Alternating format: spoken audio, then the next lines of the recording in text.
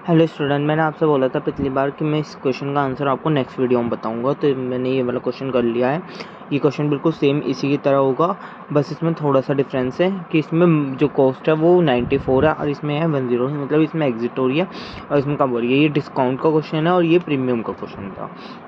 Okay, अब हम पढ़ेंगे cost of equity. Cost of equity क्या होती है? कॉस्ट ऑफ इक्विटी होती है डिविडेंड ग्रोथ मॉडल। ये किस पर बेस होती है? डिविडेंड ग्रोथ मॉडल पर बेस्ड होती है, जिसमें हमारे 3 तरीके के आते हैं: नॉर्मल ग्रोथ, सुपर ग्रोथ और 2 स्टेज ग्रोथ। ठीक है, नॉर्मल ग्रोथ का फॉर्मूला क्या होता है? डिविडेंड अपॉन के ई। के ई का मतलब इक्विटी माइनस जी। जी का मतलब हो गया हमारा इसमें ग्रोथ। ठीक है, अब हमारा ये फॉर्मूला होता है, हैंस प्रूव्ड करके क्या आया है? डिविडेंड बटे पी ओ। पी ओ का है पी नोट प्लस जी। अब हमारा एक क्वेश्चन है, सपोज करंट मार्केट प्राइस है इसका 90 रुपये, एग्जिटिंग कितना है नेक्स्ट ईयर? 4.5 रुपये पैसे।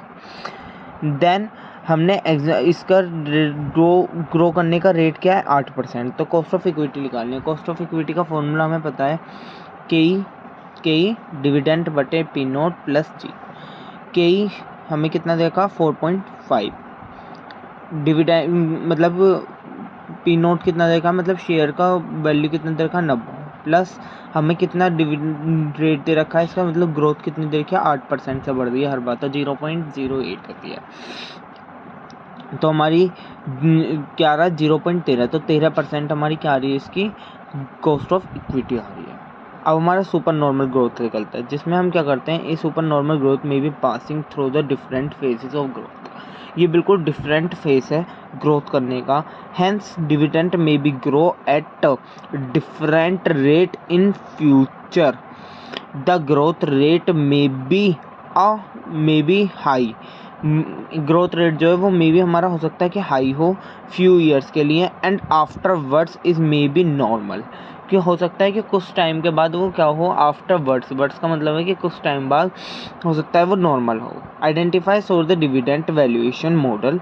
डिविडेंड वैल्यूएशन मॉडल्स के अनुसार आइडेंटिफाई कर उसे यूज़ करेंगे तो हम क्या करेंगे? कैलकुलेट कर लेंगे कॉस्ट ऑफ इक्विटी किसके अंदर? डिविडेंड ग्रोथ एग्जेप्शन के अंदर। तो ये है हमारा सुपर नॉर्मल ग्रोथ।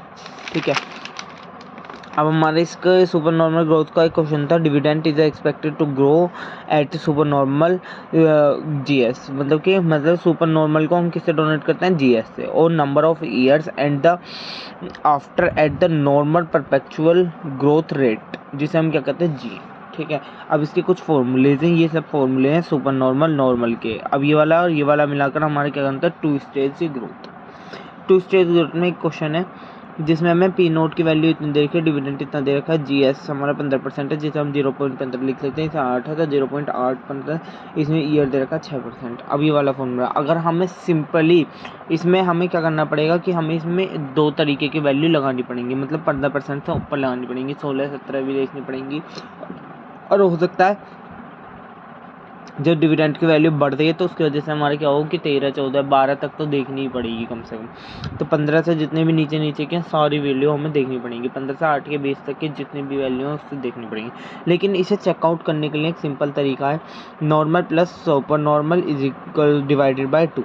नॉर्मल कितनी है? 15%, जी एस कहते हैं जिसे, और सुपर नॉर्मल कितनी है? 8, जिसे जी एन कहते हैं, डिवाइडेड बाई 2। 23/2 11.5 आ रहा है, जिससे अप्रोक्स कर हम करेंगे 12% देखेंगे तो 12% हमारा इसका जो है ईजिली कैलकुलेट हो जाएगा। ये मतलब कि इसमें अगर हम 12% लगाते हैं तो ईजिली हम इसे कैलकुलेट कर सकते हैं इस इक्वेशन को। तो हमारा क्या आएगा? 12%। हम इससे डायरेक्ट निकालते हैं, लेकिन अगर हम डायरेक्ट नहीं निकालना चाहते तो हमें फिर ये वाला पूरा करना पड़ेगा। इसमें हमें कई तरीके की फॉर्मूलेज यूज़ करनी पड़ेंगी, कई परसेंटेजेस यूज़ करनी पड़ेंगी। Thank you so much. Please exercise चल रहा है, हम नेक्स्ट वीडियो में पढ़ेंगे।